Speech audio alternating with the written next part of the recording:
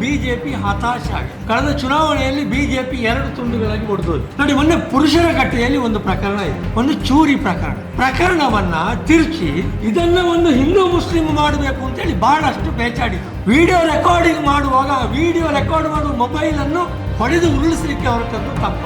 ಆಗ ಗಲ್ಲದಲ್ಲಿ ಕುಳಿತುಕೊಂಡಿದ್ದಂತ ಒಬ್ಬ ವ್ಯಕ್ತಿ ಮೇಜಿಗೆ ಹಾರಿ ಅವರ ಮೇಲೆ ಅಟ್ಯಾಕ್ ಮಾಡಿದ್ದು ತಪ್ಪ. ಆಮೇಲೆ ಪೊಲೀಸರ ಜೀಪಿನ ಒಳಕ್ಕೆ ಒಬ್ಬ ನುಗ್ಗಲಿಕ್ಕೆ ಪ್ರಯತ್ನ ಪಟ್ಟು ಇದು ತಪ್ಪ. ಇದು ಹಿಂದೂ ಮುಸ್ಲಿಂ ಪ್ರಕರಣ. ಇವರ ಉದ್ದೇಶ ಕೇವಲ ಪುತ್ತೂರಿನ ಶಾಂತಿಯನ್ನು ನಾಶ ಮಾಡಿಸುವುದು ಮಾತ್ರ. ಇವರೇ ಗಲಾಟೆ ಎಬ್ಬಿಸಿ, ಇವರೇ ಬೇಡದ್ದು ಮಾಡಿ ಅದನ್ನು ಇನ್ನೊಬ್ಬನ ತಲೆಗೆ ಕಟ್ಟುವ ಪ್ರಯತ್ನವನ್ನು ಇವರು ಮಾಡಿದ್ದಾರೆ. ಇದರಲ್ಲಿ ಆ ಅಂಗಡಿಯವರ ಪಾತ್ರಕ್ಕಿಂತಲೂ ಹೆಚ್ಚು ಬಿಜೆಪಿ ಮತ್ತು ಸಂಘ ಪರಿವಾರದ ಪಾತ್ರವೇ ದೊಡ್ಡದು. ಯಾಕೆ ಮೊನ್ನೆ ಧರ್ಮಸ್ಥಳದಲ್ಲಿ ಸೌಜನ್ಯ ಕೊಲೆ ಪ್ರಕರಣ ಆದಾಗ ಬಿಜೆಪಿಯವರು ಯಾಕೆ ಮಾತಾಡಲಿಲ್ಲ? ಸೌಜನ್ಯ ಹಿಂದೂ ಅಲ್ವಾ? ಅಂದ್ರೆ ಇವರದ್ದೆಲ್ಲ ಸಿಲೆಕ್ಟಿವ್ ಹಿಂದುತ್ವ.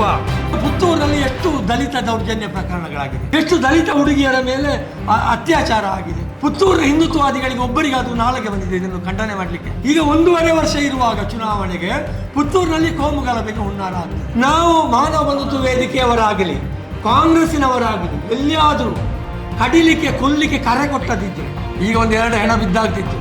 ನಮಗೆ ಶಾಸಕರನ್ನು ಕೊಟ್ಟದ್ದು ಪುತ್ತೂರು, ಇನ್ನೊಬ್ಬ ಕೊಟ್ಟದಲ್ಲ. ಜೀಪಿನೊಳಗೆ ಹೊಡಿಲಿಕ್ಕೆ ಆಗ್ತದೆ. ಹಿಂದುತ್ವಕ್ಕೆ ಅಪಾಯ ಇದೆ. ಪುತ್ತೂರಿನಲ್ಲಿ ಕಾಂಗ್ರೆಸ್ಸಿನ ಮುಸುಕಕ್ಕೆ ಮಸಿ ಬೆಳಿಬೇಕು. ಪುನಃ ಮೋದಿಗೆ ಓಟ್ ಹಾಕಿ. ಸ್ನೇಹಿತರೆ, ನಮಗೆಲ್ಲ ಅಡಿಕೆ ತೋಟಕ್ಕೆ ಯಾವಾಗಲೂ ಮಂಗನ ಮತ್ತು ಹಂದಿಯ ಕಾಟ. ಎಷ್ಟು ಮಾಡಿದರೂ ನಿಲ್ಲುವುದಿಲ್ಲ. ಆಗಾಗ ತೋಟಕ್ಕೆ ಬರುವುದು, ತೋಟದಲ್ಲಿ ಉಪದ್ರ ಮಾಡುವುದು, ಅಡಿಕೆ ಹಿಡಿದು ಹಾಕೋದು, ಅಡಿಕೆ ಗಿಡವನ್ನು ಒಕ್ಕಿ ಹಾಕೋದು, ಇದೆಲ್ಲ ಈ ಹಂದಿ ಮತ್ತು ಮಂಗಗಳು ಅಡಿಕೆ ಬೆಳೆಗಾರರಿಗೆ ಮಾಡ್ತಾ ಇರ್ತದೆ. ಅದೇ ರೀತಿ ಈಗ ಪುತ್ತೂರಿಗೆ ಬಿಜೆಪಿ ಮತ್ತು ಸಂಘ ಪರಿವಾರದ ಕಾಟ. ಇವರಿಗೆ ಪುತ್ತೂರಿನಲ್ಲಿ ಜನ ನೆಮ್ಮದಿಯಿಂದ ಬದುಕಬೇಕು ಅಂತ ಇವರಿಗಿಲ್ಲ. ಇವರಿಗೆ ಯಾವಾಗ ನೋಡಿದರೂ ಗಲಾಟೆ ಆಗಬೇಕು, ಯಾವಾಗ ನೋಡಿದರೂ ಕೋಮುಗಲಭೆ ಆಗಬೇಕು. ಹೀಗೆ ಮಾಡಿಕೊಂಡು ಅವರ ರಾಜಕೀಯ ಬೇಳೆ ಬೇಯಿಸಿಕೊಳ್ಳುವಂಥ ಒಂದು ಆಟವನ್ನು ಅವರು ಲಾಗಾಯಿತಿನಿಂದ ಮಾಡ್ತಾ ಬಂದಿದ್ದಾರೆ. ಮಂಗನಿಗಾದರೆ ಗುಂಡೋಡಿಬೋದು, ಉರುಳಿಡ್ಬೋದು. ಇವರಿಗೆ ಎಂತ ಮಾಡೋದು? ಇವರಿಗೆ ಎಂತ ಮಾಡಲಿಕ್ಕೂ ಸಾಧ್ಯ ಇಲ್ಲ. ನೋಡಿ, ನಿನ್ನೆ ಒಂದು ಪುತ್ತೂರು ಬಂದಿಗೆ ಕರೆ ಕೊಟ್ಟಿದ್ದಾರೆ. ನಾಡಿದ್ದು 31ನೇ ತಾರೀಕಿಗೆ ಪುತ್ತೂರು ಚಲೋ ಅಂತ ಒಂದು ಕಾರ್ಯಕ್ರಮ ಹಾಕಿಕೊಂಡಿದ್ದಾರಂತೆ. ಏನಾಗಿದೆ? ಪುತ್ತೂರಿಗೆ ಏನಾಗಿದೆ? ಪುತ್ತೂರಿನಲ್ಲಿ ಏನಾಗಿದೆ? ಏನಾದರೂ ಕೊಲೆ ಆಯಿತಾ? ಸುಲಿಗೆ ಆಯಿತಾ? ಅತ್ಯಾಚಾರ ಅನಾಚಾರಗಳಾಯಿತಾ? ಯಾವುದೂ ಆಗಲಿಲ್ಲ.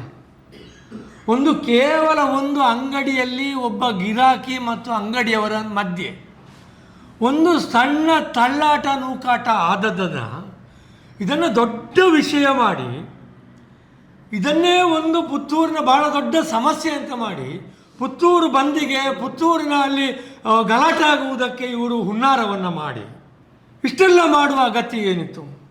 ಇದೆಲ್ಲ ಇವರು ಮಾಡ್ತಾ ಇರುವುದು ಯಾಕೆ ಅಂತ ಹೇಳಿದರೆ, ಇವರು ಚುನಾವಣೆಯಲ್ಲಿ ಗೆಲ್ಲುವುದಕ್ಕೆ, ಚುನಾವಣೆಯಲ್ಲಿ ವೋಟ್ ಬ್ಯಾಂಕ್ ರಾಜಕೀಯವನ್ನು ಮಾಡುವುದಕ್ಕೆ, ಮತಗಳ ಧ್ರುವೀಕರಣ ಮಾಡುವುದಕ್ಕೆ ಅಂತ ಹೇಳುವುದು ಎಂಥ ಪೆದ್ದರಿಗೆ ಕೂಡ ಅರ್ಥ ಆಗುವಂಥ ವಿಷಯ. ಏನಾಗಿದೆ ಅಂತ ಹೇಳಿದರೆ, ಪುತ್ತೂರಿನಲ್ಲಿ ಬಿಜೆಪಿ ಹತಾಶ ಆಗಿದೆ. ಕಳೆದ ಚುನಾವಣೆಯಲ್ಲಿ ಏನಾಯಿತು? ಕಳೆದ ಚುನಾವಣೆಯಲ್ಲಿ ಬಿಜೆಪಿ 2 ತುಂಡುಗಳಾಗಿ ಒಡೆದೋಯ್ತು. ಈ 2 ತುಂಡುಗಳಾಗಿ ಒಡೆದ ನಂತರ ಪುತ್ತೂರಿನಲ್ಲಿ ಕಾಂಗ್ರೆಸ್ಸಿನ ಶಾಸಕರು ಇಲ್ಲಿ ಗೆಲ್ತಾರೆ. ಇವರು ಗೆದ್ದ ನಂತರ ಅವರು ನಡೆಸ್ತಾ ಇರುವಂತಹ ಅಭಿವೃದ್ಧಿ ಕಾಮಗಾರಿಗಳನ್ನು ನೋಡಿ ಇವರು ಹೀಗೆ ಮುಂದುವರೆದರೆ ತಮಗೆ ಇನ್ನು ಮುಂದೆ ಇಲ್ಲಿ ಓಟು ಸಿಗಲಿಕ್ಕಿಲ್ಲ ಅಂತ ಬೆದರಿ ತಳಮಳದಿಂದ ಏನಾದರೂ ಮಾಡಬೇಕು ಅಂತೇಳಿ ಇದೆಲ್ಲ ಮಾಡ್ತಾ ಇದ್ದಾರೆ. ನೋಡಿ, ಕಾಂಗ್ರೆಸ್ ಶಾಸಕರ ಅಶೋಕ್ ಕುಮಾರ್ ರೈ ಅವರ ಅಭಿವೃದ್ಧಿ, ಅದು ದೇವಸ್ಥಾನದ ಜಾಗವನ್ನು ವಶಪಡಿಸಿಕೊಳ್ಳುವುದರಿಂದ ತೊಡಗಿ ಮೆಡಿಕಲ್ ಕಾಲೇಜನ್ನು ಪುತ್ತೂರಿಗೆ ತಂದು ಅದಕ್ಕೆ ಹಣ ಇಡುವವರೆಗೆ ನಿರಂತರವಾಗಿ ವಿವಿಧ ಕ್ಷೇತ್ರಗಳಲ್ಲಿ ಅದು ನಡೀತಾ ಇದೆ. ಇದನ್ನು ನೋಡುವಾಗ ಇವರಿಗೆ ಹೊಟ್ಟೆಯಲ್ಲಿ ಉರಿಯಾಗಿದೆ, ತಳಮಳ ಆಗಿದೆ. ಈ ಕ್ಷೇತ್ರದಲ್ಲಿ ತಮ್ಮ ಆಧಿಪತ್ಯವನ್ನು ಮತ್ತೆ ಸ್ಥಾಪಿಸಬೇಕು ಅಂತೇಳಿ ಇದೆಲ್ಲವನ್ನು ಮಾಡ್ತಾ ಇದ್ದಾರೆ. ನೋಡ ಏನಾಯಿತು ಅಂತ ಒಂದೊಂದೇ ಘಟನೆಗಳನ್ನು ನಾವು ನೋಡ್ತಾ ಬರುವ. ನೋಡಿ, ಮೊನ್ನೆ ಪುರುಷರ ಕಟ್ಟೆಯಲ್ಲಿ ಒಂದು ಪ್ರಕರಣ ಆಯಿತು, ಒಂದು ಚೂರಿ ಪ್ರಕರಣ. ಒಂದೆರಡು ಹುಡುಗರು ಚೂರಿ ತೆಕ್ಕೊಂಡು, ಅಂಗಡಿಯಿಂದ ಚೂರಿ ತೆಕ್ಕೊಂಡು ಅದಕ್ಕೇನು ಬ್ರೆಡ್ಡಿಗೆ ಬೆಣ್ಣೆ ಹಂಚಲಿಕ್ಕೋ ಚೀಸ್ ಹಚ್ಚಲಿಕ್ಕೋ ಏನೋ ಮಾರ್ಗದಲ್ಲಿ ದಾಟದಿದ್ದು. ಈ ಪ್ರಕರಣವನ್ನು ತಿರುಚಿ ಇದನ್ನು ಒಂದು ಹಿಂದೂ ಮುಸ್ಲಿಂ ಮಾಡಬೇಕು ಅಂತೇಳಿ ಭಾಳಷ್ಟು ಪೇಚಾಡಿದರು 2 ತಂಡದವರು. ಪುತ್ತೂರಿನಲ್ಲಿ ಬಿಜೆಪಿ 2 ತಂಡ ಇದೆಯಲ್ಲ, ಒಂದು BJPಯ ತಂಡ, ಇನ್ನೊಂದು ಪರಿವಾರ ತಂಡ. ಈ ಎರಡೂ ಪರಿವಾರಗಳು ಇದನ್ನು ಒಂದು ಕೋಮು ಗಲಭೆಯಾಗಿ ಪರಿವರ್ತನೆ ಮಾಡಬೇಕು ಅಂತೇಳಿ ಬಹಳಷ್ಟು ಪ್ರಯತ್ನವನ್ನು ಮಾಡಿದರು. ಆದರೆ ಪುತ್ತೂರಿನ ಜನ ಇವರ ಪ್ರಯತ್ನಕ್ಕೆ ಚೀತು ಅಂತ ಉಗ್ದ ನಂತರ ಇವರು ಆ ಪ್ರಯತ್ನವನ್ನು ಅಲ್ಲಿ ಕೈಬಿಟ್ಟು. ಇನ್ನು ಎರಡನೇದು, ಪುತ್ತೂರಿನಲ್ಲಿ ದೇವಸ್ಥಾನದ ಹತ್ತಿರ ಒಂದು ರಸ್ತೆ, ಪುತ್ತೂರಿನ ಮುಖ್ಯ ರಸ್ತೆಯಿಂದ ರೈಲ್ವೆ ರಸ್ತೆವರೆಗೆ ಆಗುವ ಒಂದು ರಸ್ತೆ. ಈ ರಸ್ತೆ ಆಗುವುದರಿಂದ ಅಲ್ಲಿ ಸುಮಾರು 25 ಕುಟುಂಬಕ್ಕೆ ರಸ್ತೆಯ ಸಿಗ್ತದೆ. ಇದು ಮೊದಲನೇದಾದರೆ.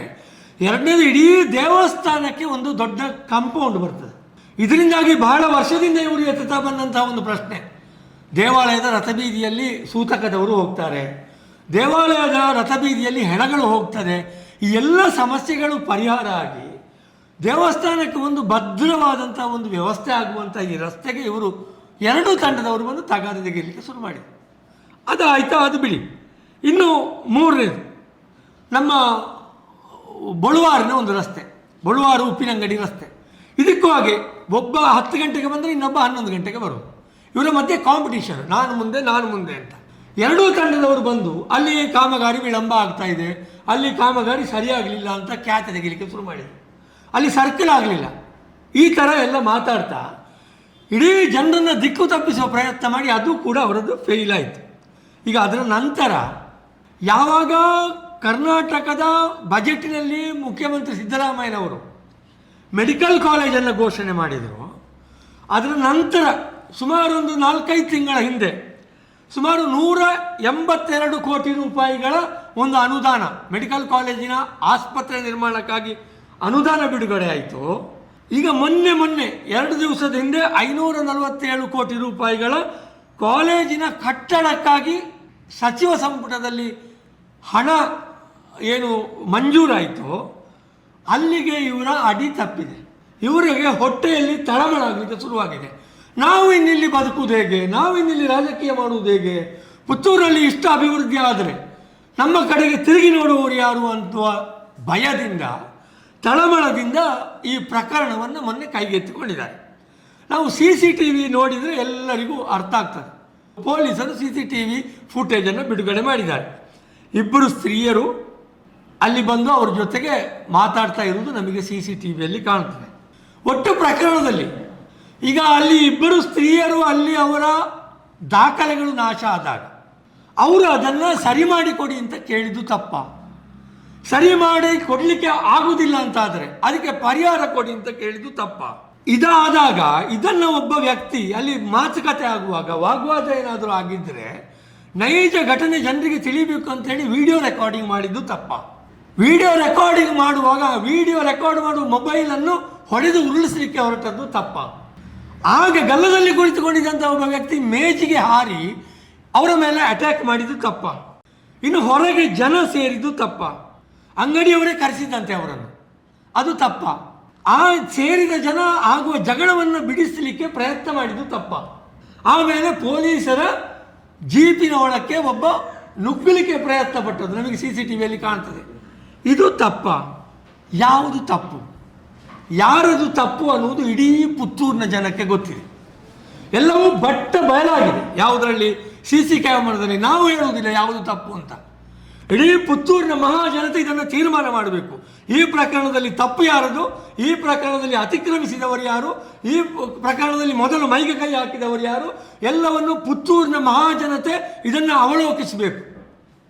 ಇನ್ನು ಅಲ್ಲಿ ಒಂದು ಧರ್ಮದವರು ಮಾತ್ರ ಇದ್ದದ್ದ? ಆ ಒಂದು ಧರ್ಮದವರು ಮಾತ್ರ ತಪ್ಪು ಮಾಡಿದ್ದ? ಕೇವಲ ಒಬ್ಬ ಮಾತ್ರ ತಪ್ಪು ಮಾಡಿದ್ದ? ಇದು ಹಿಂದೂ ಮುಸ್ಲಿಂ ಪ್ರಕರಣ? ಇಲ್ಲಿ ತಾಲಿಬಾನಿಗಳು ಬಂದಿದ್ದಾರಾ? ಇಲ್ಲಿ ಜಹಾದಿಗಳು ಬಂದಿದ್ದಾರಾ? ಇಲ್ಲಿ ಕೋಮುವಾದ ಇತ್ತ? ಇದೆಲ್ಲದಕ್ಕೂ ಪುತ್ತೂರು ಉತ್ತರಿಸಬೇಕಾಗಿದೆ.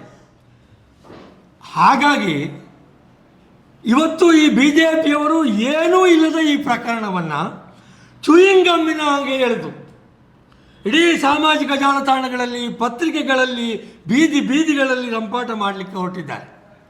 ಇವರ ಉದ್ದೇಶ ಕೇವಲ ಪುತ್ತೂರಿನ ಶಾಂತಿಯನ್ನು ನಾಶಪಡಿಸುವುದು ಮಾತ್ರ.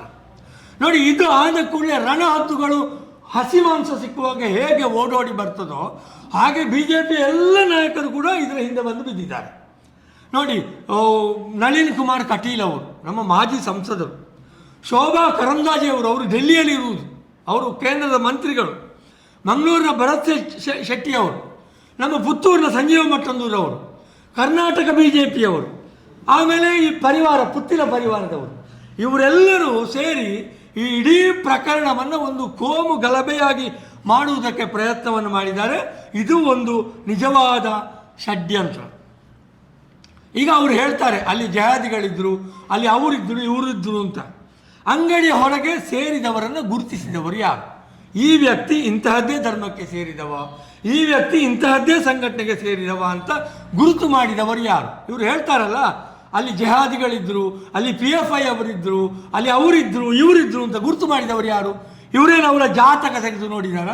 ಅಲ್ಲ, ಅವರೆಲ್ಲರ ಆಧಾರ್ ಕಾರ್ಡ್ ತೆಗೆದು ಇವರು ಪರಿಶೀಲನೆ ಮಾಡಿದಾರ? ಅದು ಬಿಡಿ, ನಮ್ಮ ಶಾಸಕರ ತಲೆಗೆ ಕಟ್ಟುವ ಪ್ರಯತ್ನವನ್ನು ಮಾಡ್ತಾ ಇದ್ದಾರೆ.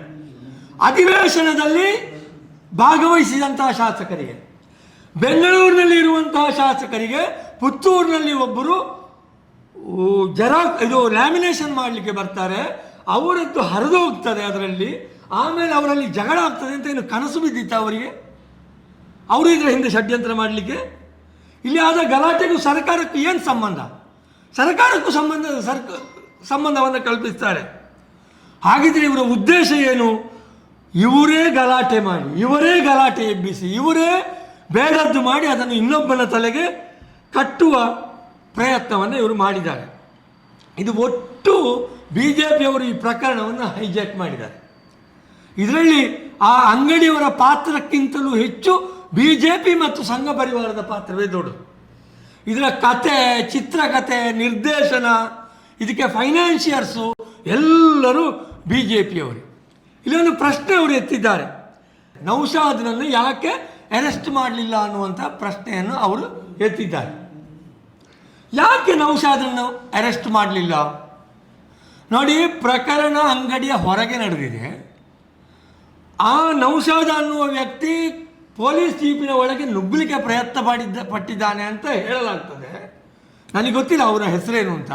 CCTVಯಲ್ಲಿ ಯಾರೋ ಜೀಪಿನ ಒಳಗೆ ಹೋಗುವುದು, ಅದನ್ನು ಯಾರೋ ಒಬ್ಬ ಎತ್ತಿಕೊಂಡು ಬಂದು ಹೊರಗೆ ಇಡುವುದು ನಮಗೆ ಕಾಣ್ತದೆ. ಇದು ಏನು? ಇದು ಪೊಲೀಸರ ಕರ್ತವ್ಯಕ್ಕೆ ಅವ ಅಡ್ಡಿ ಮಾಡ್ತಾ ಇರುವುದು. ಇವತ್ತಿನವರೆಗೆ ಅಂಗಡಿಯ ಯಜಮಾನರಾಗಲಿ, ಅಂಗಡಿಯ ಯಜಮಾನಿಯಾಗಲಿ ಈ ಯಾರು ನೌಶಾದನ ಮೇಲೆ ಇವತ್ತಿನವರೆಗೆ ಪೊಲೀಸ್ ಕಂಪ್ಲೇಂಟ್ ಕೊಡಲಿಲ್ಲ. ಪೊಲೀಸರೇ ಪ್ರಕರಣವನ್ನು ಅವನ ಮೇಲೆ ದಾಖಲೆ ಮಾಡಿದ್ದಾರೆ. ಸುಮೋಟೋ ಸ್ವಯಂ ಪ್ರೇರಣೆಯಿಂದ ಪೊಲೀಸರೇ ಅವರ ಮೇಲೆ ಪ್ರಕರಣ ದಾಖಲಿಸಿದ್ದಾರೆ. ಅಂದರೆ ಅಷ್ಟು ಅವರು ನ್ಯಾಯಬದ್ಧವಾಗಿ, ಅಷ್ಟು ನಿಷ್ಪಕ್ಷಪಾತವಾಗಿ ಅವರು ಇದ್ದಾರೆ ಅಂತ ಅರ್ಥ. ಇಲ್ಲದೇ ಅವರಿಗೆ ಬಿಟ್ಟು ಬಿಡುವುದಿತ್ತಲ್ಲ ಆ ಪ್ರಕರಣವನ್ನು. ಪೊಲೀಸರೇ ಅವರ ಮೇಲೆ ಪ್ರಕರಣವನ್ನು ದಾಖಲಿಸಿದ್ದಾರೆ. ಇದು ಯಾವ ಪ್ರಕರಣ? ಇದು ಪೊಲೀಸರ ಕರ್ತವ್ಯಕ್ಕೆ ಅಡ್ಡಿ ಮಾಡಿದ ಪ್ರಕರಣ. ಇದಕ್ಕೆ ಶಿಕ್ಷೆ ಏನು? ಇವರು ನೋಡಿ, ಕಾನೂನೇನು ಹೇಳ್ತದೆ? ನಾವು ಕೇಳಿದೆವು ಕೆಲವು ಕಾನೂನು ತಜ್ಞರಿಗೆ, ಇವರು ಬಂಧನ ಮಾಡಲಿಲ್ಲ ಅಂತೇಳಿ ಇವರೀಗ ಹುಯಿಲೆಬ್ಬಿಸ್ತಾ ಇದ್ದಾರಲ್ಲ, ಯಾಕೆ ಬಂಧನ ಮಾಡಲಿಲ್ಲ, ಕಾರಣ ಏನಿರ್ಬೋದು ಅಂತೇಳಿ. ನೋಡಿ, 7 ವರ್ಷಕ್ಕಿಂತ ಅಧಿಕ ವರ್ಷ ಶಿಕ್ಷೆ ಆಗುವ ಪ್ರಕರಣಗಳಿಗೆ ಮಾತ್ರ ಬಂಧನ ಇರುವಂಥದ್ದು. ಇದು ಪೊಲೀಸರ ಕರ್ತವ್ಯಕ್ಕೆ ಅಡ್ಡಿಗೆ 7 ವರ್ಷಕ್ಕಿಂತ ಹೆಚ್ಚಿನ ಶಿಕ್ಷೆ ಆಗುವುದಿಲ್ಲ. ಆದ್ದರಿಂದ ಅವರ ಬಂಧನವನ್ನು ಅವರು ಮಾಡದ್ದು ಆಗಿರಬಹುದು, ನನಗೆ ಗೊತ್ತಿಲ್ಲ ಯಾಕೆ ಮಾಡಲಿಲ್ಲ ಅಂತ. ಇದು ನನಗೆ ನಮ್ಮ ಕಾನೂನು ತಜ್ಞರು ಹೇಳಿದಂಥ ವಿಷಯ. ಹಾಗಿದ್ದರೆ ಇವರ ವ್ಯವಸ್ಥೆ ಏನು? ಇವರ ಉದ್ದೇಶ ಏನು? ಇವರಿಗೆ 2 ಉದ್ದೇಶ. ಒಂದು, ಪುತ್ತೂರಿನಲ್ಲಿ ಕಾಂಗ್ರೆಸ್ಸಿನ ಮುಸುಕಕ್ಕೆ ಮಸಿ ಬೆಳಿಬೇಕು ಅಂತಲೂ, ಇನ್ನೊಂದು ಇವರಲ್ಲೇ ತುಂಡಾಗಿ ಪಾಲಾಗಿ ಹೋದಂತಹ ಪುತ್ತಿಲ ಪರಿವಾರವನ್ನು ಟಾರ್ಗೆಟ್ ಮಾಡುವಂಥ ಒಂದು ಪ್ರಯತ್ನ ಇದೆ. ಅಂದರೆ ಹಿಂದುತ್ವ ಅಂದರೆ ನಾವು, ಹಿಂದುತ್ವ ಅಂದರೆ ನಮ್ಮದು, ಹಿಂದುತ್ವಕ್ಕೆ ಸಮಸ್ಯೆ ಆದಾಗ ಹೋಗುವವರು ನಾವೇ ಅಂತ ಎಸ್ಟಾಬ್ಲಿಷ್ ಮಾಡಲಿಕ್ಕೆ, ಜನಮಾನಸದಲ್ಲಿ ಅದನ್ನು ಬಿತ್ತಲಿಕ್ಕೋಸ್ಕರ ಇವರು ಈ ಪ್ರಕರಣವನ್ನು ಇಷ್ಟು ದೊಡ್ಡ ಮಾಡ್ತಾ ಇದ್ದಾರೆ ಹೊರತು ಇದರಲ್ಲಿ ಏನೂ ಇಲ್ಲ ಅಂತ ಸ್ವತಃ BJPಯವರಿಗೂ ಗೊತ್ತು. ಇದಕ್ಕೆ ಜನರ ಬೆಂಬಲ ಕೂಡ ಇಲ್ಲ. ನಿನ್ನೆ ಒಂದು ಬಂದ್ಗೆ ಕರೆ ಕೊಟ್ಟಿದ್ದಾರಲ್ಲ, ಬೇರೆ ಬೇರೆ ವರದಿಗಳು ಬೇರೆ ಬೇರೆ ರೀತಿಯಲ್ಲಿ ಬಂದಿದೆ. ಕೆಲವು ಪತ್ರಿಕೆಗಳು ಬಂದ್ಗೆ ಯಶಸ್ವಿ ಅಂತ ಬಂದಿದೆ, ಕೆಲವು ಪತ್ರಿಕೆಗಳು ಬಂದ್ ವಿಫಲ ಅಂತ ಬರೆದ ಪತ್ರಿಕೆಯನ್ನು ನಾನು ನೋಡಿದ್ದೇನೆ. ಪುತ್ತೂರಿನಲ್ಲಿ ನಿನ್ನೆ ನಡೆದ BJPಯ ಬಂದ್ ಸಂಪೂರ್ಣ ವಿಫಲ ಆಗಿದೆ. ಯಾಕೆ ಅಂತ ಹೇಳ್ತೇನೆ ನಾನು. ಪುತ್ತೂರಲ್ಲಿ ಅಂಗಡಿಗಳು ಹೆಚ್ಚಿನ ಬಂದಿತ್ತು. BJPಯವರು ಬಹಳ ದೊಡ್ಡ ಬುದ್ಧಿವಂತಿಕೆ ಮಾಡಿದ್ದಾರೆ. ಬಂದ್ಗೆ ಕರೆ ಕೊಡುವಾಗ ಅವರಿಗೆ ಗೊತ್ತುಂಟು, ಈಗ ನಾವು ಪಾಲಾಗಿದ್ದೇವೆ, ನಮ್ಮಲ್ಲಿ ಜನ ಇಲ್ಲ, ಹಾಗಾಗಿ ನಾವು ಕೊಟ್ಟ ಬಂದ್ ಕರೆ ಯಶಸ್ವಿ ಆಗಬೇಕಾದರೆ ಏನಾದರೂ ಒಂದು ರಜೆಯ ದಿವಸ ಆಗಬೇಕು. ಅದಕ್ಕೆ ನಿನ್ನೆ ದಿವಸ ಈದ್ ಮಿಲಾದ್ ಅಂತ ಅನೌನ್ಸ್ ಆದ ನಂತರ ಅವರು ನಿನ್ನೆಯ ಪುತ್ತೂರು ಬಂದನ್ನು ಅನೌನ್ಸ್ ಮಾಡಿದ್ದಾರೆ. ಪುತ್ತೂರು ಬಂದ್ ಆಗುವಾಗ ನಿನ್ನೆ ಮುಸ್ಲಿಂ ಬಾಂಧವರೆಲ್ಲ ಈದ್ ಮಿಲಾದ್ ಪ್ರಯುಕ್ತ ಅವರ ಅಂಗಡಿಗೆ ಬೀಗ ಹಾಕಿ ಅವರು ನಿನ್ನೆ ಬರಲೇ ಇಲ್ಲ ಅಂಗಡಿಗೆ. ಇನ್ನು ಪೇಟೆ ನೋಡಿದರೆ ಪೇಟೆಯಲ್ಲಿ ಯಾವತ್ತಿನ ಹಾಗೆ ಜನಸಂಚಾರ ನಿಬಿಡವಾಗಿತ್ತು. ಬಂದ್ ಅಂದ್ರೆ ಏನು? ಬಂದ್ ಅಂದ್ರೆ ನಾವು ಬಾಗಿಲು ಬಂದ್ ಮಾಡಿದರೆ ಏನರ್ಥ? ಒಳಗೆ ಯಾರು ಬರಲಿಕ್ಕಿಲ್ಲ, ಹೊರಗೆ ಯಾರು ಹೋಗ್ಲಿಕ್ಕಿಲ್ಲ. ಬಂದಂದ್ರೆ ಹಾಗೆ ಅಲ್ವಾ? ಪುತ್ತೂರು ಬಂದಂದ್ರೆ ಪುತ್ತೂರು ಸ್ತಬ್ಧ ಆಗಬೇಕು. ಪುತ್ತೂರಿನಲ್ಲಿ ವಾಹನ ಸಂಚಾರ ಯಾವತ್ತಿರುವ ಹಾಗೆ ಇತ್ತು. ಪುತ್ತೂರಿನ ಬಸ್ ಸ್ಟ್ಯಾಂಡ್ನಲ್ಲಿ ಬಸ್ಸುಗಳು ಓಡಾಡಿದೆ, ಬಸ್ ಸ್ಟ್ಯಾಂಡ್ನಲ್ಲೂ ಜನ ಇತ್ತು. ಇಡೀ ಇವರ ಪುತ್ತೂರು ಬಂದು ನಿನ್ನೆ ವಿಫಲ ಆಗಿದೆ, ಇವರಿಗೆ ಜನ ಬೆಂಬಲ ಇಲ್ಲ ಅನ್ನುವುದಕ್ಕೆ ಇದೇ ಸಾಕ್ಷಿ. ನೋಡಿ, BJP ಇದೆಲ್ಲ ಮಾಡ್ತಾ ಇರುವಾಗ ತಾನು ಹಿಂದುತ್ವದ ರಕ್ಷಣೆಗಾಗಿ ಇದು ಅಂತ ಹೇಳ್ತಾ ಇದ್ದಾರೆ. ಇವರಿಗೆ ಹಿಂದುತ್ವದ ಮೇಲೆ ನಿಜವಾದ ಪ್ರೀತಿ ಉಂಟಾ? ನಿಜವಾದ ಗೌರವ ಇದೆಯಾ? BJP ಅವರಿಗಾಗಲಿ ಸಂಘ ಪರಿವಾರದವರಿಗಾಗಲಿ ಹಿಂದುತ್ವ ಅಥವಾ ಹಿಂದೂ ಅನ್ನುವ ಅಂಶದ ಮೇಲೆ ಒಂದಿಷ್ಟಾದರೂ ಪ್ರೀತಿ ಇರ್ತಿದ್ರೆ, ಗೌರವ ಇರ್ತಿದ್ರೆ, ಅಭಿಮಾನ ಇರ್ತಿದ್ರೆ ಇವತ್ತು ಅಯೋಧ್ಯೆಯಲ್ಲಿ ಹುಂಡಿಯನ್ನು ಕಳವು ಮಾಡಿ ಅದರ ಹಣವನ್ನು ಅವರು ಲೂಟಿ ಹೊಡಿತಿರಲಿಲ್ಲ, ಚಿನ್ನದ ಪುಸ್ತಕವನ್ನು ಕದೀತಿರಲಿಲ್ಲ, ಬೆಳ್ಳಿಯ ಗಟ್ಟಿಗಳನ್ನು ಕೂಡ ಅವರು ಲೂಟಿ ಹೊಡಿತಿರಲಿಲ್ಲ. ಇದು ಅವರ ಹಿಂದುತ್ವ ಎಷ್ಟು ಟೊಳ್ಳು ಅನ್ನುವುದಕ್ಕೆ ಸಾಕ್ಷಿ. ಇನ್ನು ಇವರದ್ದು ಹಿಂದುತ್ವ ನಿಜವಾದದ್ದೇ ಆಗಿದ್ದರೆ ಪುತ್ತೂರಿನಲ್ಲಿ ಈ BJP 2 ತುಂಡುಗಳಾಗಿ ಒಡಿಲಿಕ್ಕೆ ಇರಲಿಲ್ಲ. ಕಳೆದ ಚುನಾವಣೆಯಲ್ಲಿ BJP ಒಡೆದದ್ದೇ ಹಿಂದುತ್ವದ ಆಧಾರದಲ್ಲಿ. ಹಿಂದುತ್ವ ನಿಮಗೆ ಇಲ್ಲ, ನಾವು ಕೂಡ ಅದನ್ನು ಹೇಳಿದ್ದೇವೆ, ನಿಮಗೆ ಹಿಂದುತ್ವ ಇಲ್ಲ, ನಿಮ್ಮದು ಬರೀ ಡೋಂಗ್ ಹಿಂದುತ್ವ ಅಂತ. ಸುಮಾರು 62,000 ಜನ ನಾವು ಹೇಳಿದ್ದನ್ನು ನೇರವಾಗಿ ಒಪ್ಪಿಕೊಂಡಿದ್ದಾರೆ.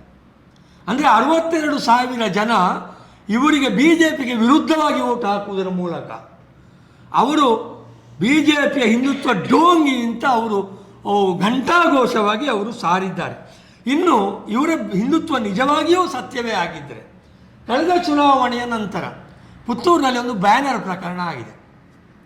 ನಳಿನ್ ಕುಮಾರ್ ಕಟೀಲ್ ಮತ್ತು DV ಸದಾನಂದ ಗೌಡರ ಬ್ಯಾನರನ್ನು ಹಾಕಿ ಅದಕ್ಕೆ ಚಪ್ಪಲಿ ಹಾರ ಹಾಕಿದ ಆಪಾದಿತರು ಅವರು ಯಾವ ಧರ್ಮದವರು? ಅವರು ಹಿಂದೂಗಳೇ ಆಗಿದ್ದರು. ಆ ಹಿಂದೂ ಧರ್ಮದ ತಮ್ಮ ರಾಜಕೀಯ ವಿರೋಧಿಗಳನ್ನು ಅವರು ರಾತ್ರೋರಾತ್ರಿ ಪೊಲೀಸರಿಂದ ಬಂಧನ ಆಗುವ ಹಾಗೆ ಮಾಡಿ, ಪೊಲೀಸ್ ಠಾಣೆಯಲ್ಲಿ ಅವರ ಮೇಲೆ ಚಿತ್ರಹಿಂಸೆ ಮಾಡುವ ಹಾಗೆ ಮಾಡಿದವರು ಇದೇ BJPಯವರು. ಇವರಿಗೆ ಹಿಂದುತ್ವದ ಮೇಲೆ ಯಾವುದೇ ರೀತಿಯ ಗೌರವ ಇಲ್ಲ ಅನ್ನುವುದು ಇದು ಸಾಬೀತುಪಡಿಸ್ತದೆ. ಇವರಿಗೆ ಇರುವುದು ಬರಿಯ ಮೇಲ್ವರ್ಗಗಳ ಸಮಸ್ಯೆಗಳನ್ನು ಇಟ್ಟುಕೊಂಡು ಹೋರಾಟ ಮಾಡುವುದು, ಮೇಲ್ವರ್ಗಗಳ ಹಿತವನ್ನು ಇಟ್ಟುಕೊಂಡು ಹೋರಾಟ ಮಾಡುವ ಅಂಶಗಳು ಬಿಟ್ಟರೆ ಇವರಲ್ಲಿ ಸಮಗ್ರ ಹಿಂದೂ ಸಮಾಜದ ಅಭಿವೃದ್ಧಿಯ ಬಗ್ಗೆ ಯಾವುದೇ ರೀತಿಯ ಚಿಂತನೆಯೂ ಇಲ್ಲ, ಯಾವುದೇ ರೀತಿಯ ಕಳಕಳಿ ಕೂಡ ಇಲ್ಲ, ಗೌರವ ಕೂಡ ಇಲ್ಲ. ನಾವು ತಗೊಳ್ಳುವ ಸೌಮ್ಯ ಭಟ್ ಅನ್ನುವ ಒಂದು ಕೊಲೆ ಪ್ರಕರಣ ಆಗ್ತದೆ ಪುತ್ತೂರಿನಲ್ಲಿ. ಈ ಪ್ರಕರಣದಲ್ಲಿ ಈ ಸಂಘ ಪರಿವಾರ ಇಡೀ ಪುತ್ತೂರನ್ನು ನಡಗಿಸ್ತದೆ. ಅದರಿಂದ ಅವರಿಗೆ ಚುನಾವಣೆಯಲ್ಲಿ ಲಾಭ ಕೂಡ ಆಗ್ತದೆ. ಯಾಕೆ ಮೊನ್ನೆ ಧರ್ಮಸ್ಥಳದಲ್ಲಿ ಸೌಜನ್ಯ ಕೊಲೆ ಪ್ರಕರಣ ಆದಾಗ BJPಯವರು ಯಾಕೆ ಮಾತಾಡಲಿಲ್ಲ? ಸೌಜನ್ಯ ಹಿಂದೂ ಅಲ್ವಾ? ಅಂದರೆ ಇವರದ್ದೆಲ್ಲ ಸಿಲೆಕ್ಟಿವ್ ಹಿಂದುತ್ವ. ಇವರಿಗೆ ಯಾವುದು ಬೇಕೋ ಅದನ್ನು ಬೆಂಬಲಿಸ್ತಾರೆ, ಇವರಿಗೆ ಯಾವುದು ಲಾಭ ಆಗ್ತದೆ, ಇವರು ಯಾವ ಲಾಬಿಯಲ್ಲಿದ್ದಾರೆ ಅದನ್ನು ಬೆಂಬಲಿಸ್ತಾರೆ. ಬಿಟ್ಟರೆ ಈಗ ಪುತ್ತೂರಲ್ಲಿ ಎಷ್ಟು ದಲಿತ ದೌರ್ಜನ್ಯ ಪ್ರಕರಣಗಳಾಗಿದೆ, ಎಷ್ಟು ದಲಿತ ಹುಡುಗಿಯರ ಮೇಲೆ ಅತ್ಯಾಚಾರ ಆಗಿದೆ. ಅಲ್ಲಿ ಮಾಣಿಲದಲ್ಲಿ ಒಂದು ಅತ್ಯಾಚಾರ ಆರೋಪ ಬಂತು ಒಬ್ಬರು ಮಹೇಶ್ ಭಟ್ ಅನ್ನೋರ ಮೇಲೆ. ಪುತ್ತೂರಿನ ಹಿಂದುತ್ವವಾದಿಗಳಿಗೆ ಒಬ್ಬರಿಗಾದರೂ ನಾಳೆಗೆ ಬಂದಿದೆ ಇದನ್ನು ಖಂಡನೆ ಮಾಡಲಿಕ್ಕೆ, ಇದರ ಬಗ್ಗೆ ಪ್ರತಿಭಟನೆ ಮಾಡಿದ್ದಾರೆ. ಇವರಿಗೆ ಯಾವುದು ಬೇಡ, ಇವರಿಗೆ ಇರುವುದು ಕೇವಲ ಓಟಿನ ಡೋಂಗಿ ಹಿಂದುತ್ವ ಮಾತ್ರ ಇರುವುದು. ಹಾಗಾಗಿ ಇಡೀ ಯಾರು ನಿನ್ನೆ ಪುತ್ತೂರು ಬಂದ್ ಅನ್ನು ಸಂಘಟಿಸಿದ್ದಾರೆ, ಯಾರು ಪುತ್ತೂರು ಬಂದಿಗೆ ಕರೆ ಕೊಟ್ಟಿದ್ದಾರೆ, ಪುತ್ತೂರು ನಾಡಿದ್ದು 31ನೇ ತಾರೀಕು ಪುತ್ತೂರು ಚಲೋಗೆ ಯಾರು ಕರೆಯನ್ನು ಕೊಟ್ಟಿದ್ದಾರೆ ಮತ್ತು ಇವೆಲ್ಲಕ್ಕೂ ಯಾರು ಬೆಂಬಲವನ್ನು ಕೊಡ್ತಾ ಇದ್ದಾರೆ, ಇವರೆಲ್ಲ ಪುತ್ತೂರಿಗೆ ದ್ರೋಹವನ್ನು ಮಾಡ್ತಾ ಇದ್ದಾರೆ. ಪುತ್ತೂರು ಕಳೆದ ಅನೇಕ ವರ್ಷಗಳಿಂದ, ಸಾಮಾನ್ಯ ಒಂದು 3-4 ವರ್ಷಗಳಿಂದ ಈಚೆಗೆ, ಯಾವಾಗ ಪ್ರವೀಣ ನೆಟ್ಟಾರು ಕಳೆದ ಚುನಾವಣೆಗೆ 1 ವರ್ಷ ಇರುವಾಗ ನೋಡಿ, ಕ್ರೊನಾಲಜಿ ನೋಡಿ, ಚುನಾವಣೆಗೆ 1 ವರ್ಷ ಇರುವಾಗ, ಚುನಾವಣೆಗೆ 1.5 ವರ್ಷ ಇರುವಾಗ ಇಲ್ಲಿ ಗಲಾಟೆ ಆಗ್ತದೆ. ಈಗ ಕೂಡ ಪರಿಸ್ಥಿತಿ ಅದೇ. ಇಷ್ಟು 3 ವರ್ಷ ಏನಾಗಲಿಲ್ಲ ಪುತ್ತೂರಿನಲ್ಲಿ. ಈಗ 1.5 ವರ್ಷ ಇರುವಾಗ ಚುನಾವಣೆಗೆ ಪುತ್ತೂರಿನಲ್ಲಿ ಕೋಮು ಗಲಭೆಗೆ ಹುನ್ನಾರ ಆಗ್ತದೆ. ನೋಡಿ, ಪುತ್ತೂರಿನ ಜನರಿಗೆ ಕೋಮುವಾದ ಬೇಡ, ಪುತ್ತೂರ ಜನರಿಗೆ ಗಲಾಟೆ ಬೇಡ, ಪುತ್ತೂರ ಜನರಿಗೆ ಶಾಂತಿ ಬೇಕು, ನೆಮ್ಮದಿ ಬೇಕು, ಬದುಕು ಬೇಕು. ಇದೆಲ್ಲವನ್ನು ನಾಶ ಮಾಡಲಿಕ್ಕೆ ಹೊರಟ ಈ ಹಿಂದುತ್ವವಾದಿಗಳು, ಈ BJPಯವರು, ಈ ಸಂಘ ಪರಿವಾರದವರು ಮತ್ತು ಈ ಪರಿವಾರ ಯಾವುದು ಪುತ್ತಿಲ ಪರಿವಾರದವರು, ಇವರೆಲ್ಲ ಸೇರಿಕೊಂಡು ತಮ್ಮೊಳಗಿನ ಕಾಂಪಿಟೀಷನ್ ಮತ್ತು ರಾಜಕೀಯ ಉದ್ದೇಶದಿಂದ ಇಡೀ ಪುತ್ತೂರಿನ ಶಾಂತಿ ನೆಮ್ಮದಿಯನ್ನು ಹಾಳು ಮಾಡಿ, ಇನ್ನು ಇದಕ್ಕೆ ಯಾರೆಲ್ಲ ಬಲಿಯಾಗ್ತಾರೆ? ನಿನ್ನೆಗೂ ಅಂಗಡಿಯವರ ವ್ಯಾಪಾರ ಹೋಗಿದೆ, ಇನ್ನು ಏನಾದರೂ ಗಲಾಟೆ ಆಗಿದ್ರೆ ಯಾರಿಗಾದರೂ ಕೂತಿದ್ರೆ ಒಬ್ಬನ ಜೀವ ಹೋಗ್ತಿತ್ತು. ಇದಕ್ಕೆಲ್ಲ ಜವಾಬ್ದಾರಿ ಯಾರು? ಇವರಿಗೆ ಜವಾಬ್ದಾರಿಯೂ ಇಲ್ಲ, ಕಾಳಜಿಯೂ ಇಲ್ಲ, ಪ್ರೀತಿಯೂ ಇಲ್ಲ, ಬರೀ ಅಧಿಕಾರದ ರಾಜಕಾರಣ ಮಾತ್ರ. ಹಾಗಾಗಿ ಪುತ್ತೂರು ಇದನ್ನು ಬಯಸುವುದಿಲ್ಲ, ಪುತ್ತೂರಿನ ಜನ ಇದನ್ನು ಯಾವತ್ತಿಗೂ ಬಯಸುವುದಿಲ್ಲ. ಅವರು ಕೆಲವು ಸಲ ಇದು ಹೌದಾ ಅಂತ ನಂಬಿ ಬಿಟ್ಟಾರು. ಆದರೆ ಅವರಿಗೆ ಇವತ್ತು ಏನಾಗಿದೆ ಅಂತ ಹೇಳಿದ್ರೆ, ಇವತ್ತು ಸಾಮಾಜಿಕ ಜಾಲತಾಣದಲ್ಲಿ, ಇವತ್ತು ಇಂಟರ್ನೆಟ್ ಯುಗದಲ್ಲಿ ಎಲ್ಲ ಮಾಹಿತಿಗಳು, ಎಲ್ಲ ವಾದಗಳು ಎಲ್ಲ ಕಡೆಯಿಂದ ಜನರಿಗೆ ತಲುಪ್ತದೆ. ಹಾಗಾಗಿ ಪುತ್ತೂರಿನ ಜನ ಇದನ್ನು ವಸ್ತುನಿಷ್ಠವಾಗಿ ವಿಮರ್ಶಿಸುವ, ವಸ್ತುನಿಷ್ಠವಾಗಿ ವಿಶ್ಲೇಷಿಸುವ ಮತ್ತು ತಪ್ಪು ಯಾರದು ಸರಿ ಯಾರದು, ಯಾರಿಗೆ ಪುತ್ತೂರಿನ ಮೇಲೆ ಪ್ರೀತಿ ಇದೆ, ಯಾರು ಅಭಿವೃದ್ಧಿಯ ಪರ, ಯಾರು ಗಲಾಟೆಯ ಪರ, ಯಾರು ಪುತ್ತೂರಿಗೆ ದ್ರೋಹ ಎಸಗುತ್ತಿದ್ದಾರೆ ಅನ್ನುವುದನ್ನು ಸ್ಪಷ್ಟವಾಗಿ ಅರ್ಥ ಮಾಡಿಕೊಳ್ಳಬಲ್ಲವರಾಗಿದ್ದಾರೆ. ಆದ್ದರಿಂದ BJPಯವರ ಆಟ ಈ ಸಲ ನಡೆಯುವುದಿಲ್ಲ, ಈ ಗಲಾಟೆ ಆಟ ನಡೆಯುವುದಿಲ್ಲ, ಇನ್ನು ಮುಂದೆಯೂ ನಡೆಯುವುದಿಲ್ಲ. ಆದ್ದರಿಂದ ನಾನು BJPಯವರಿಗೆ ಹೇಳುವುದಿಷ್ಟು, ನೀವು ದಯವಿಟ್ಟು ಈ ಗಲಾಟೆ ರಾಜಕೀಯವನ್ನು ನಿಲ್ಲಿಸಿ. ನೀವು ಸಾಧ್ಯ ಇದ್ದರೆ ಅಭಿವೃದ್ಧಿ ರಾಜಕೀಯ ಮಾಡಿ.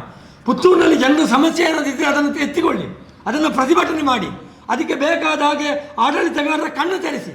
ಅದು ಬಿಟ್ಟು ಕ್ಷುಲ್ಲಕ ಕಾರಣವನ್ನು ಇಟ್ಟುಕೊಂಡು ಹಿಂದೂ ಮುಸ್ಲಿಂ ಮಾಡಲಿಕ್ಕೆ ಹೊರಟ್ರೆ ನಿಮ್ಮನ್ನು ಪುತ್ತೂರು ಯಾವತ್ತೂ ಕ್ಷಮಿಸುವುದಿಲ್ಲ. ಇದನ್ನು ನೆನಪಿಟ್ಟುಕೊಳ್ಬೇಕು. Thank you.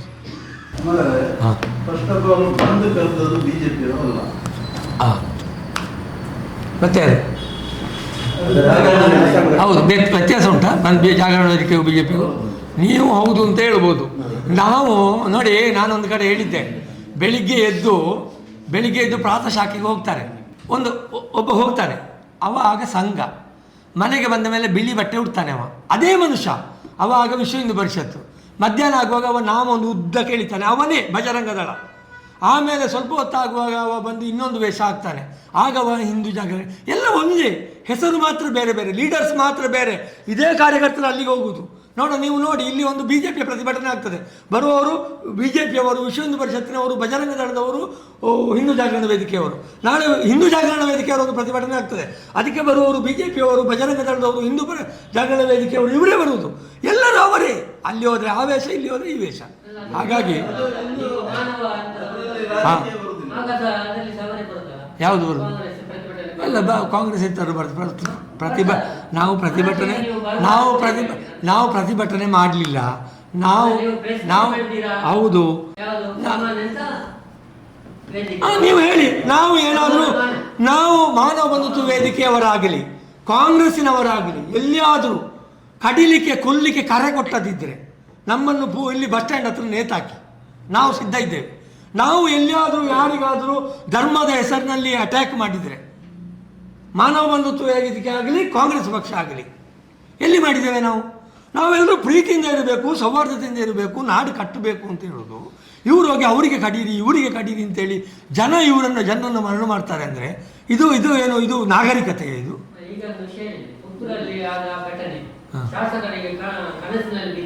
ಅದು ಬಿದ್ದಿದ ಅಲ್ಲ, ಅವರಿಗೆ ಯಾಕೆ ಲಿಂಕ್ ಮಾಡ್ತಾರೆ ಅಂತ.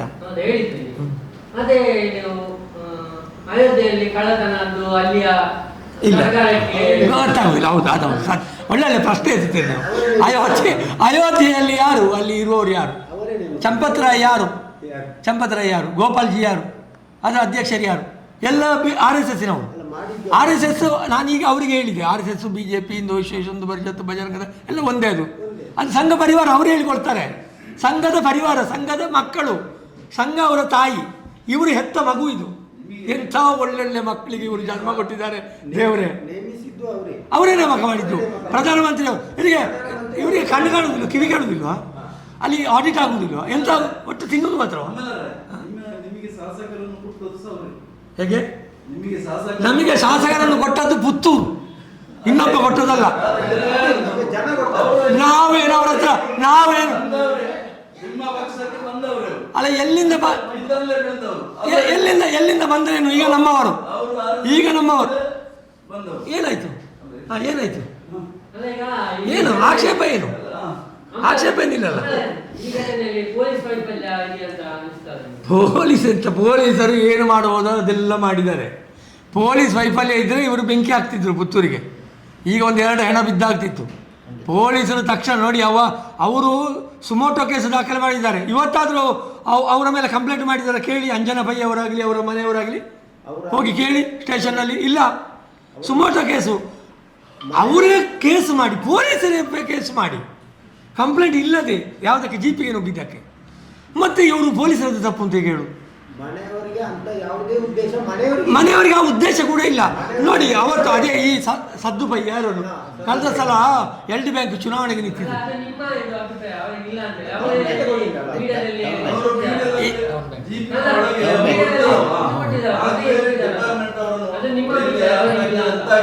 ಹೇಗೆ ಹೊಡೆದ್ರ? ನೀವು ನೋಡಿದ್ರ? ವಿಡಿಯೋ ಉಂಟಾ? ನ್ಯೂಸ್ ಆಯ್ತಿರಲ್ಲಿ? ನ್ಯೂಸ್ ಆಯ್ತಿರ ಸರ್ ಅಲ್ಲಿ? ಅಲ್ಲ, ಅಲ್ಲಿ ಜಹಾದಿಗಳೆಲ್ಲ ಬಂದಿದ್ದಾರೆ ಅಂತ ನೀವು ಹೋಗಿದ್ರ ಅಲ್ಲಿಗೆ ಅಂತ BJP ಅವರು ಹೇಳ್ತಾರೆ. ಪೆಟ್ಟಿ ಜೀಪಿನೊಳಗೆ ಹೊಡಿಲಿಕ್ಕೆ ಆಗ್ತದ ಅಂತ ಹೇಳಿ ನೀವು. ಜೀಪಿನೊಳಗೆ ಒಂದು ವಾಹನದೊಳಗೆ ಹೊಡೆದಾಟ ಮಾಡ್ಲಿಕ್ಕೆ ಆಗ್ತದ? ಮಾರಣಾಂತಿಕ ಹಲ್ಲೆ ಮಾಡ್ಲಿಕ್ಕೆ ಆಗ್ತದ? ಈಗ ಒಂದು ಪರಿಸ್ಥಿತಿ, ಈ ಕೋಣೆ ಒಳಗೆ ಹೊಡಿಬೋದಪ್ಪ, ಬಯಲಿನಲ್ಲಿ ಹೊಡಿಬೋದು. ಜೀಪ್ ಕೈ ಎತ್ತಿದ್ರೆ ಮೇಲೆ ರೂಪದಾಗ್ತದೆ. ಈಚೆ ಹೊಡೆದ್ರೆ ಆಚೆ ಬಾಗಿಲಾಗ್ತದೆ, ಈಚೆ ಹೋದ್ರೆ ಈ ಬಾಗಿಲಾಗ್ತದೆ.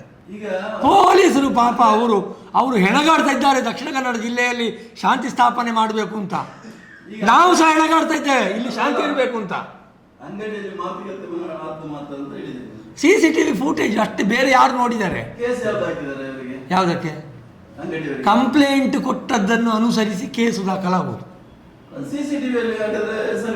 ಹೌದು, CCTV ಕೇಸ್ ದಾಖಲಾದ ಮೊದಲ CCTV ನೋಡಿದ್ದು ಮೊದಲ. ಗೊತ್ತಿಲ್ಲ ನನಗೆ ಕೇಸ್ ಹಾಕಿದ್ರಲ್ಲಿ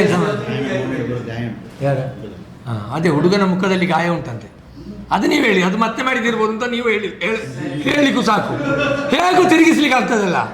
ಜೀಪಿನೊಳಗೆ ಹೊಡೆದವರೆಗೂ ಹೊಡೆದಿದ್ದಾರೆ ಅಂತ ಹೇಳುದಾದ್ರೆ ಇಲ್ಲಿ ಮುಖಕ್ಕೆ ಅವನೇ ಬರಚಿದ್ದು ಅಂತ ಹೇಳಿದ್ರೆ ಇಂತ ಹೇಗೆ ಆರ್ಗ್ಯುಮೆಂಟ್ ಮಾಡುವುದು? ಹೇಗೆ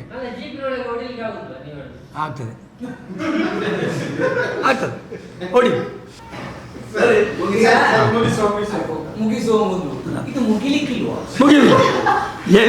ಇದು ನೋಡಿ ಹೇಳ್ತಾನೆ ಅಲ್ಲ, ಇದು ಮುಗಿದ್ರೆ ಪ್ರಪಂಚ ನಡೀತದ? ಪ್ರೆಸ್ ಮೀಟ್ ಮುಗಿದ್ರೆ ಅದು ಈ ಸಂಘರ್ಷ ನಿರಂತರ. ಆದರೆ ಇವ್ರು ಏನು ಹೇಳ್ಕೊಂಡು ಬಂದರು ಈ ಗಲಾಟೆ, ಅದನ್ನೇ ನಾನು ಹೇಳುದು. ನೋಡಿ, ನಾವು ಹಿಂದುತ್ವದ ರಕ್ಷಕರು ಅಂತ ಅಜಿಟೇಷನ್ ಮಾಡಲಿಕ್ಕೆ ಶುರು ಮಾಡಿದ್ರು. 100 ಅಲ್ಲ, ಅವರಿಗೊಂದು ಉತ್ತರ ಕೊಟ್ಟುಕೊಳ್ತಾರೆ. 100 ವರ್ಷದಿಂದ ನಾವು ಹಿಂದುತ್ವದ ರಕ್ಷಕರು, ನಾವು ಹಿಂದೂಗಳನ್ನು ಬದುಕಿಸೋರು ಅಂತ ಅಜಿಟೇಷನ್ ಮಾಡ್ತಾ ಮಾಡ್ತಾ ಮಾಡ್ತಾ ಬೆಳೀತಾ ಬಂದರು. ಹಿಂದೂಗಳಿಗೆ ಸುಳ್ಳು ಹೇಳಿ ಮೋಸ ಮಾಡಿ ಬೆಳೀತಾ ಬಂದರು. ಆಮೇಲೆ ಅವರು ಹೇಳಿದರು, ಮೋದಿ ಬಂದರೆ ನಾವು ಹಿಂದುತ್ವ ಎಲ್ಲಿ ಏನಾಯ್ತು? ಈಗ ಮೋದಿ ಬಂದು ನಿಂತಿದ್ದ. ಈಗಲೂ ಹೇಳೋದು ಇಂಥದ್ದು. ಈಗ ಹೇಳೋದು ಹಿಂದುತ್ವಕ್ಕೆ ಅಪಾಯ ಇದೆ, ಪುನಃ ಮೋದಿಗೆ ಓಟ್ ಹಾಕಿ. ಹಿಂದುತ್ವಕ್ಕೆ ಅಪಾಯ ಇದೆ, ಪುನಃ ಹಾಕಿ ಓಟು. ಹಿಂದುತ್ವಕ್ಕೆ ಅಪಾಯ ಇದೆ, ಪುನಃ BJPಗೆ ಹಾಕಿ. ಅಂದರೆ ನಮ್ಮನ್ನು ಯಾವತ್ತೂ ಭಯದಲ್ಲಿ ಇಡುವ, ಜನರನ್ನು ಭಯದಲ್ಲಿ ಇಡುವಂಥ ಒಂದು ಟೆಕ್ನಿಕ್ ಇದು. ಜನ ಭಯದಲ್ಲಿ ಬಿದ್ದಾಗ ನಿಮ್ಮ ರಕ್ಷಣೆಗೆ ನಾವಿದ್ದೇವೆ ಅಂತ ಹೇಳಿ ಪೋಸ್ಟ್ ಕೊಟ್ಟು ಓಟ್ ತಗೊಳ್ಳೋದು ನಿಮಗೆ ಕಷ್ಟ. ಇದರಲ್ಲಿ ಬೇರೆ ಏನಿಲ್ಲ.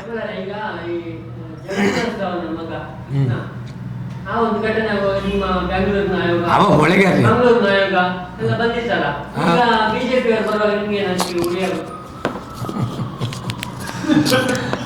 ನಾನು ಕೇವಲ ಪುತ್ತೂರಿನ ಪ್ರತಿಬಿಂಬ. ನನಗೆ ಉರಿಯುವುದಿಲ್ಲ. ನನಗೆ ಯಾಕೆ ಉರಿಯುವುದು? ನನ್ನ ಮನೆಗೆ ಯಾರಾದರೂ ನುಗ್ಗಿದ್ದಾರೆ. ಪುತ್ತೂರು ಉರಿತಾ ಇದೆ. ಇದನ್ನು ಪುತ್ತೂರು ಖಂಡಿತ ಸಹಿಸುವುದಿಲ್ಲ. ನಾನು ಇದು ಈಗ ನೋಡಿ, 2 ವರ್ಷ 3 ವರ್ಷ ಆಯಿತು ಗಲಾಟೆ ಆಗಿದೆ. ಯಾರಾದರೂ ಅಪ್ಲಿಕೇಶನ್ ಹಾಕಿದ್ದಾರೆ, ಒಂದು ಗಲಾಟೆ ಓಡಾಂಡು ಅಂತ ಗಲಾಟೆ ಮಾಡಿ ಅಂತ ಇವ್ರಿಗೆ ಹೇಳಿದ್ದಾರೆ ಯಾರಾದರೂ? ಜನ ನೆಮ್ಮದಿಯಿಂದ ಇರಬೇಕಾದ್ರೆ, ಜನ ನೆಮ್ಮದಿ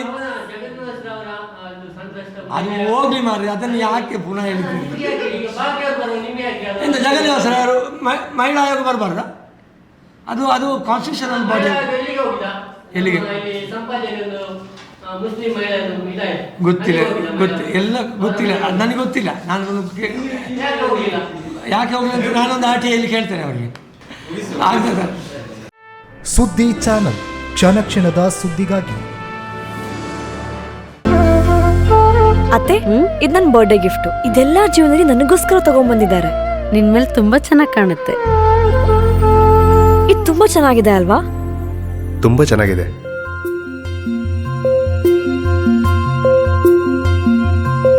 it will look really good on you. ಅಮ್ಮ, ಹ? Mother is always son's first love.